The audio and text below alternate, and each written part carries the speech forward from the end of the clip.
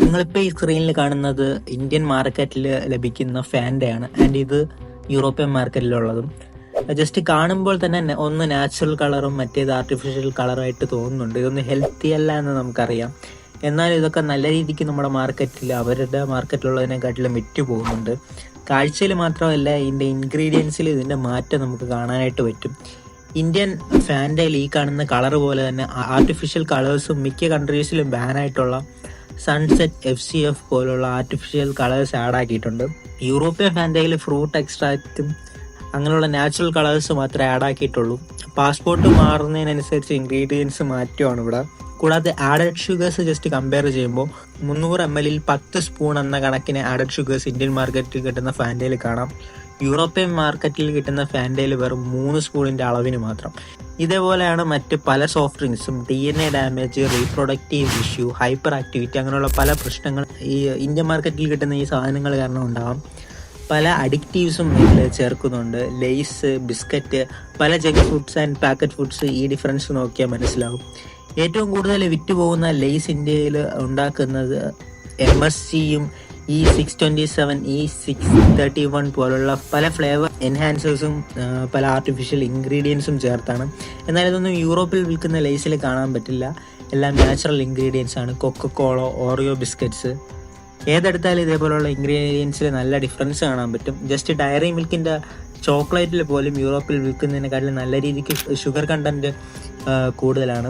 അതിലും ആർട്ടിഫിഷ്യൽ ഇൻഗ്രീഡിയൻസും കൂടുതലും കോസ്റ്റ് ഫോക്കസ്ഡ് ആയിട്ടാണ് ഇന്ത്യക്കാർക്ക് ലഭിക്കുന്നത്.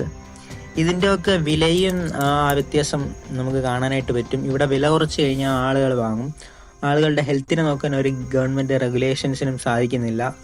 ഒരു എക്സാമ്പിൾ എടുക്കുകയാണെങ്കിൽ പലതിൻ്റെയും സെർവിങ് സൈസ് അതിൽ മെൻഷൻ ചെയ്തിട്ടുണ്ട്. ഒരു ബിസ്ക്കറ്റ് എടുത്താൽ അതിൽ 2 എണ്ണമാണ് ഒരാൾക്ക് മാക്സിമം സെർവിങ് ക്വാണ്ടിറ്റി ആയിട്ട് മിക്കതിലും കൊടുത്തിട്ടുള്ളത്. അതാരും ശ്രദ്ധിക്കാറില്ല. ഒരു 10 രൂപയുടെ ബിസ്ക്കറ്റ് ഒരു ഉദാഹരണത്തിന് എടുക്കുകയാണെങ്കിൽ 4 പേർക്ക് കഴിക്കാനുള്ളതാണ് എന്ന രീതിയിലാണ് അതിൽ തന്നെ മെൻഷൻ ചെയ്തിട്ടുള്ളത്. ഇപ്പോൾ കമ്പനി തന്നെ ഇതൊക്കെ മെൻഷൻ ചെയ്തിട്ടുള്ള സ്ഥിതിക്ക് എത്രത്തോളം അൺഹെൽത്തി ആണെന്ന് നമ്മൾ ആലോചിക്കണം. നമ്മുടെ രാജ്യത്താണ് ഏറ്റവും കൂടുതൽ യൂത്ത് ഉള്ളത്. ഈ യൂത്തിനെയാണ് പല വെസ്റ്റേൺ രാജ്യങ്ങളും സ്പോയിൽ ചെയ്തുകൊണ്ട് പൈസ ഉണ്ടാക്കുന്നത്. അത് സോഷ്യൽ മീഡിയ വഴിയായാലും ഇത്തരത്തിലുള്ള ജങ്ക് ഫുഡ് പ്രൊഡക്ട്സ് വഴിയായിരുന്നാലും.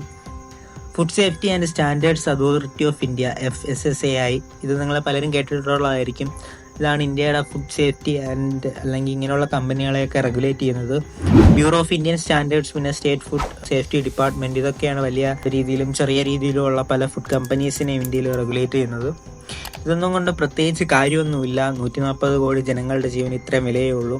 നമ്മുടെ ആരോഗ്യം നമ്മൾ തന്നെ നോക്കണം. ഇതൊക്കെ വാങ്ങി കഴിക്കുന്നതിന് മുമ്പേ ശ്രദ്ധിക്കുക.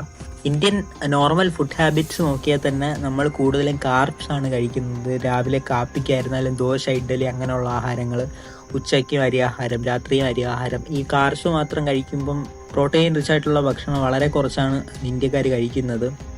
ആവശ്യത്തിനുള്ള ന്യൂട്രിയൻസോ അങ്ങനെയൊന്നും നമ്മുടെ ഇന്ത്യൻ ഫുഡിൽ നിന്ന് കിട്ടുന്നില്ല.